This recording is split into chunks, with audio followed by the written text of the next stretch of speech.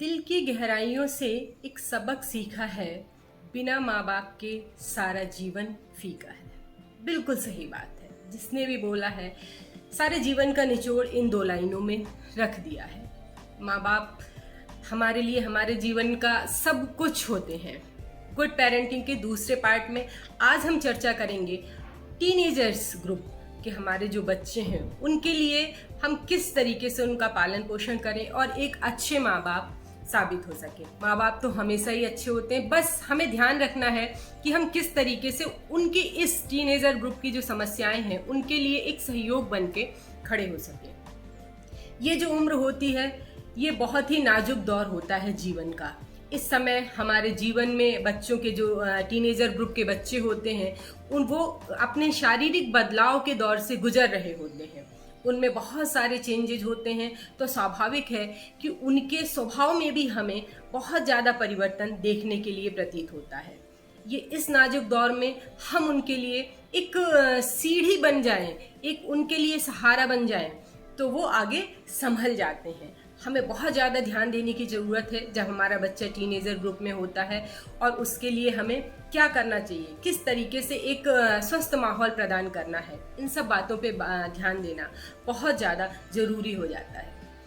सिर्फ 4-5 चीज़ों का ही हमें ध्यान रखना है, जिससे हम ये देखेंगे कि हमारा जो टीनेजर ग्रुप का बच्चा है वो हमारे नज़दीक होता है और कभी भी किन्हीं भी गलत आदतों का शिकार नहीं होता है। सबसे पहले हमें जो ध्यान रखना है वो ये है कि जुड़े रहें। मतलब हम अपने बच्चों को कभी भी ये फील ना होने दें। इस उम्र में अक्सर आपने बच्चों को देखा होगा, वो अपने आप को कट ऑफ करते हैं। उन्हें अकेले में रहना अच्छे लगने लगता है, बार बार आईने में देखना, सजना संवरना, अपनी ब्यूटी की तरफ ध्यान देना, या बाहर के दोस्त उन्हें ज़्यादा अट्रैक्ट करने लगते हैं। यहीं पे हमें वो ध्यान देने की ज़रूरत है कि हम अपने बच्चों से जुड़े रहें। जब हम उनसे जुड़े रहेंगे तो वो किसी भी परिस्थिति में किन्हीं गलत आदतों का शिकार नहीं होते। जब कभी बच्चे अकेले हो जाते हैं तो कहीं ड्रग्स लेना शुरू कर देते हैं, शराब का शिकार हो जाते हैं, सिगरेट पीना शुरू कर देते हैं। हमारे जुड़े रहने से उनके अंदर गलत आदतें आने से बचेंगी। हमें हमेशा ये उनकी संभावनाएं, कहते हैं ना कि गलत चीज़ों की संभावनाएं काफ़ी कम हो जाती हैं जब वो हमसे बहुत नज़दीकी से जुड़े रहते हैं। क्यों? क्योंकि उनके अंदर चिंता करने, अवसाद अनुभव करने की संभावना कम होती जाती है। दूसरी चीज़ हमें सबसे ज़्यादा जो ध्यान देनी है कि एटलीस्ट हर व्यक्ति अगर 15 मिनट, सिर्फ 15 मिनट अपने बच्चों के साथ अकेले में, आप वॉक कर रहे हैं, आप उन्हें साथ लेके वॉक करिए, आप बैडमिंटन खेल रहे हैं, आप स्विमिंग कर रहे हैं, मीन्स 15 मिनट हम उन्हें एक दोस्त के रूप में दें। कहा भी जाता है कि जब बच्चा बड़ा होता है तो हमें उसे अपने दोस्त के तरीके से ट्रीट करना चाहिए। हमें उनके साथ अपनी बातें शेयर करना, ताकि वो भी अपनी सारी बातें जो बाहर हो रही हैं उनको आपके साथ शेयर करने में किसी भी तरीके की झिझक ना रख सके। हर बात को आपके सामने काफ़ी अच्छे ढंग से वो प्रस्तुत कर सके। तो ध्यान रखिए, सिर्फ 15 मिनट निकालने हैं आपको अपने बच्चे के साथ अकेले बिताने के लिए, ताकि वो आपको सबसे मजबूत सहारा, सबसे मजबूत कंधे के रूप में महसूस कर सके और अपने जीवन में होने वाली हर घटनाओं को, जो भी घटित हो रहा है उसके जीवन में, वो आपके साथ शेयर कर सके। अब यही समय भी होता है कि हमें ये पहचानना है कि किस तरीके हमारे बच्चे का रुझान जीवन में किस तरफ जा रहा है। ये वो समय होता है जब हमें उनके कैरियर को चुनने का भी समय होता है, उनके लिए क्या अच्छा है क्या बुरा है ये समझाने का भी समय होता है। तो हमें ध्यान देना है कि हमारे बच्चे का रुझान जीवन में किस तरफ है, हम उसे सहयोग प्रदान करके उसी तरफ जाएं। स्वाभाविक बात है, यदि हमने उनके ऊपर थोपने का प्रयास किया, नहीं आपको डॉक्टर ही बनना है, नहीं आपको इंजीनियर ही बनना है, हो सकता है आपका बच्चा एक अच्छा फोटोग्राफर बनना चाहता हो सकता है आपका बच्चा कोई पॉलिटिशियन बनना चाहता हो, उसमें बहुत सारे गुण। तो हमें उन्हें प्रोत्साहित करना है, उनके गुणों की पहचान करना ये हमारा कर्तव्य है, ताकि हम उन्हें सही रास्ते पे ले जा सके। हो सकता है बच्चे का रुझान खेल की तरफ हो और आगे जाके वो खेल के क्षेत्र में काफ़ी नाम रोशन करें। तो हमें इन चीज़ों को बारीकियों से पहचानना है कि आखिर हमारा बच्चा जो है वो चाहता क्या है। यदि हम इन चीज़ों के ऊपर ध्यान देंगे तो बच्चे का विकास और तेज गति से होगा। क्योंकि जब हमें अपने मन की कोई चीज प्राप्त होती है तो हम उसको बड़े अच्छे से करते हैं, बड़े उत्साह के साथ करते हैं और लगन के साथ उस क्षेत्र में आगे बढ़ते जाते हैं। तो हमें भी अपने बच्चों की खूबियां क्या है, उसकी रुचि किस क्षेत्र में है, उस चीज के ऊपर हमें ध्यान देना है और उसी तरीके से हमें आगे बढ़ना है। एक समय था जब जैसा कह दिया जाता था, कर दिया जाता था, बच्चे स्वीकार कर लेते थे और आगे बढ़ते थे, लेकिन अब वो समय नहीं है। इसीलिए जो अब बात कह रहे हैं वो सबसे ज्यादा इम्पोर्टेंट है कि इस उम्र के बच्चों के साथ हमें अपने आप को भी बदलने की जरूरत है। क्यों? क्योंकि यदि हम वही रिजिड रहे, वही पुरानी चीजों को लेके रहे कि मेरे साथ जैसा हुआ था वही मेरे बच्चों के साथ भी हो, वही सब कुछ हो, तो शायद कहीं ना कहीं टकराव की स्थिति उत्पन्न होती है और बच्चे हमारी तरफ पलटने लगते हैं। तो हमें वो आदतें जो हम उनके अंदर विकसित करना चाहते हैं, जिन्हें हम उन्हें बोल के बताते हैं तुम्हें ऐसा करना चाहिए, तुम्हें टाइम पे उठना चाहिए, तुम्हें वॉक करना चाहिए, तुमको ये नहीं खाना चाहिए, तो सबसे पहले इन सारी चीजों को हमें अपने जीवन में उतारना पड़ेगा। क्यों? क्योंकि जब हम दूसरों से कहेंगे कि हमें ये काम करना है और वह आदतें हमारे अंदर नहीं होंगी तो वो उसे फॉलो नहीं करेंगे। अब चूंकि वो बड़े हो गए हैं तो पलट भी सकते हैं कि आप तो जल्दी उठते नहीं हैं, तो मुझसे कैसे कह रहे हैं।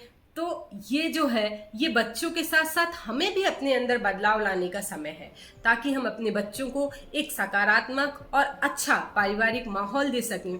और कहने के बजाय करके दिखाने से बच्चे ज्यादा जल्दी सीखते हैं। तो ये तो हमारे अंदर ये बदलाव लाना है अपने टीनेजर बच्चों के साथ कि हमें किस तरीके से बदलना है।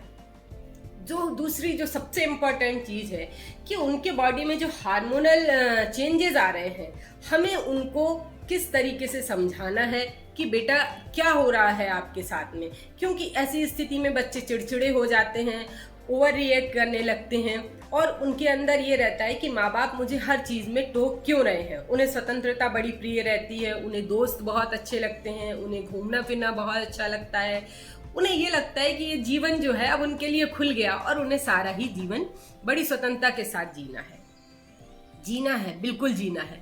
लेकिन हम उन्हें इस स्वतंत्रता को एक प्रतिबंधित स्वतंत्रता कैसी है ये रूप प्रदान करना है कि हमारे ये काम करने से क्या अच्छाई होगी और क्या करने से आप उन्हें बिल्कुल बाहर निकलने दें, लोगों के साथ उठने बैठने दें, जाने दें, लेकिन ध्यान रखें एक समय की प्रतिबद्धता बांध दें कि आपको इतने समय घर वापस आना ही है।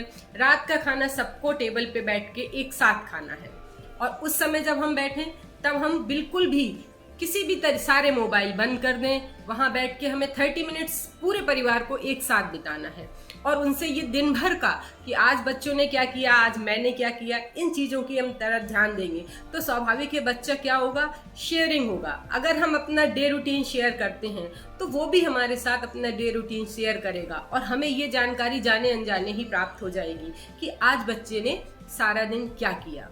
यदि हम एक आदत बहुत अच्छी, हमें बच्चों को कोई चीज कहना है या करना है तो कभी कभी कोई उदाहरण देके, आपके समय जो घटना घटित हुई हो उसके बारे में बता के, अपने ग्रैंड पेरेंट्स का एक्सपीरियंस जो है वो शेयर करके उन्हें अगर वो चीज समझाने का प्रयास करेंगे तो निसंदेह बच्चे उस चीज को एक तो बड़े गौर से सुनते हैं, बड़े ध्यान से सुनते हैं, क्योंकि उन्हें भी ये जानने का शौक रहता है कि आखिर हमारे यहाँ क्या ट्रेडिशंस रहे हैं, कैसा रहा है परिवार में, पापा मम्मी के साथ इस उम्र में क्या हुआ था। तो वो सब जब हम शेयर करते हैं तो उन बच्चों को बड़ा अच्छा लगता है। तो आपको इन सारी चीजों के ऊपर बड़े अच्छे से गौर करना है और छोटी छोटी चीजों करना है जिससे हमारे बच्चे अच्छे हो सकें। एक और सबसे इम्पोर्टेंट चीज है वो है कि यही वो समय होता है जब उन्हें हमें जीवन मूल्य सिखाने हैं। ये सबसे अच्छा समय होता है जीवन मूल्य सिखाने के लिए, लेकिन ये चीज सबसे कठिन होती है। क्यों? वो इसलिए क्योंकि बच्चे इस समय किसी चीज को इतनी जल्दी एक्सेप्ट नहीं करते, बल्कि वो तर्कों के माध्यम से हमसे बहस करते हैं या उन्हें ये लगता है कि वो जो कह रहे हैं वो बिल्कुल सही है। अब ऐसी स्थिति में हमें धैर्य से पहले उनकी बात को सुनना है, हमें अपने अंदर धैर्य लाना है कि वो क्या चाह रहे हैं, क्या कर रहे हैं। फिर हम उन्हें एक अच्छा से अच्छा उदाहरण देके, उन्हें हम एक कोई अच्छी कहानी सुना के, हमारे जितनी भी हमारी पारंपरिक बहुत सी कहानियां जो हमें हर मौके के लिए एक कहानी रहती है और हम उन्हें वो कहानियां सुनाएं, अपने साथ जीवन में घटी घटनाओं से उन्हें प्रेरणा दें, अच्छे अच्छे महापुरुषों के जीवन से कि किस तरीके से उन्होंने कठिन परिस्थितियों में क्या काम किया और वो आगे जाके सफल हुए। प्रेरणादायी जो स्रोत है हमारे, वो उनके सामने प्रस्तुत करना है, लेकिन ये दिखा के नहीं कि हम उन्हें ये सीखने के लिए, बल्कि सिर्फ मजाक में, हंसी मजाक में और उनको बातों बातों में उस तरफ उनका, कहते हैं ना कि बार बार यदि हम कोई चीज वही करेंगे, रसरी यावत जात है सिल पर होत निशान, जब पत्थर पे भी निशान पड़ सकते हैं बार बार रस्सी खींचने से, तो हमारे बच्चे के अंदर नैतिक मूल्यों का विकास कैसे नहीं होगा। हमें इन सारी चीजों की तरफ ध्यान देना है।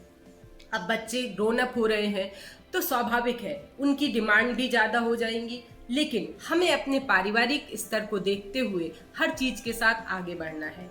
इसलिए हमें अपने घर की कोई भी समस्या हो, आर्थिक हो या आज हम किसी और समस्या से जूझ रहे हो, घर में कोई परेशानी हो, पैसों की परेशानी आ जाती है, बीमारियां आ जाती हैं, कर जाती, तो ऐसा नहीं कि हम उसे अकेले ही रहें। बच्चों के साथ सारी समस्याओं को शेयर करें, उनसे भी हल लेने का प्रयास करें कि आज ये परिस्थिति अगर उत्पन्न हुई है तो इसके लिए हम क्या कर सकते हैं। तो पहली बात तो ये कि वो उसमें अपने आप को जब शामिल करते हैं तो उनको अच्छा महसूस होता है, उन्हें ये लगता है कि उन्हें भी वो एक स्थान प्रदान किया जा रहा है जिससे परिवार को हमारे मजबूती प्रदान होगी। आप उन्हें अपनी हर छोटी बड़ी अच्छी बातें, हमारी समस्याएं जो हैं उन्हें अपने साथ बैठाएं, उन्हें अपना दोस्त समझें, उन्हें जिम्मेदारियां सौंपें। ये सबसे प्रमुख चीज है कि जब भी हम इस उम्र के बच्चों को जिम्मेदारियां सौंपते हैं और उनके जब वो हमें हेल्प करते हैं तो हम उनकी बहुत बढ़ चढ़कर सराहना करें।